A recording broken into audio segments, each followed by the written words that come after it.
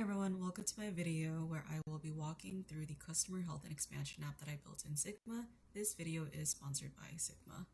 Now before I get into the demo, I did want to cover a few key pieces which relates to the use case, persona, and benefits of building this app in Sigma.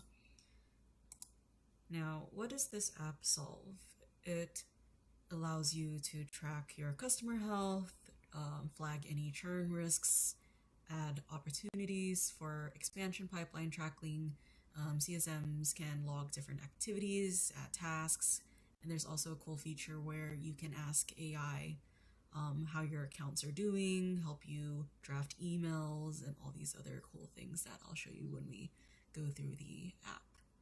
Now, who is this app built for? It's built for primarily customer success managers that use it daily.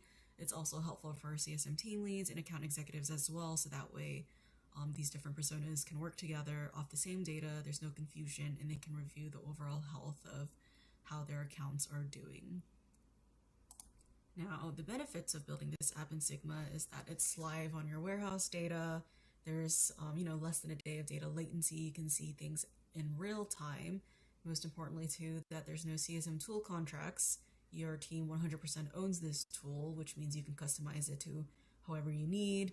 The write back features in Sigma and AI capabilities definitely make this a very powerful app that you can mold into your own and to meet whatever needs that you would require for your customer health and expansion tracking. And with that, let's get straight into the demo. All right, here is my app that I have pulled up in Sigma Public.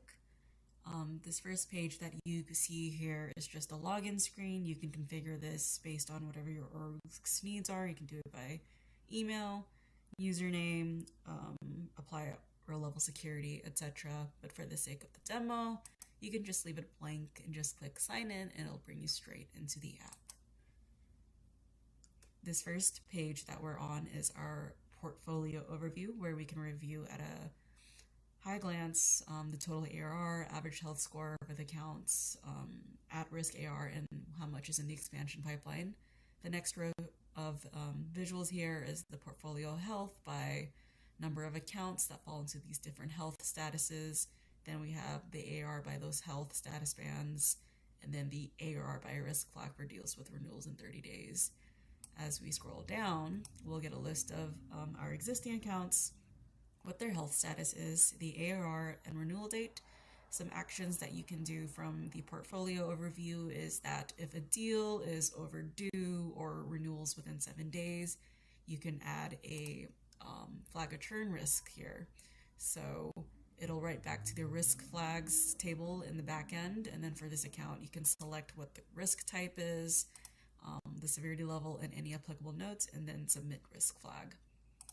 The other action that's available is to add a task. So if you click on the plus button, it'll write back to the activity log for that account. You can select the activity type, who you want to assign it to, a due date, and priority level, and add any applicable notes. Then click on add task, and that will write back. From this portfolio page, we can also click on a account that will navigate to our next page here, which is the account details. On this account details page, it'll just provide more detailed information related to that specific account. If you want to change the account, you can go to the left sidebar here and just go under select account and select or search for an account, but we'll stick to Prestige Worldwide here. So we have Prestige Worldwide's overall health score, the sub scores that feed into it, the overall health trends month over month, and who the key contacts are for this account.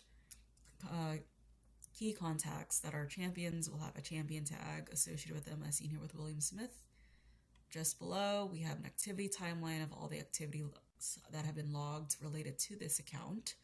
And then to the right, we have any risk flags that have been flagged related to this account as well.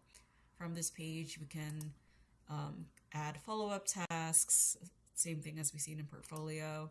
We can also add flag risks from this page, and then a new action on this page is being able to add an expansion opportunity if applicable for the account, the expansion type, stage, estimated amount, CSM, etc.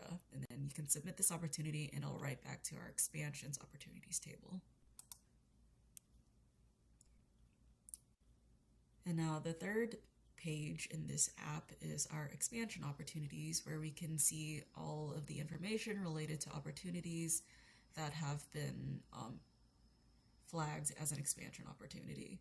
And then down below you can see all of the accounts, what kind of opportunity types they fall under, as well as a summary here by the amount by opportunity type, right?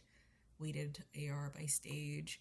And then on this page we can update a stage for an account by clicking on the stage, updating it, and it'll write back to the expansion opportunities to update it to that updated stage, as well as the activity log, so that way you can keep track of what stages these opportunities have moved in between.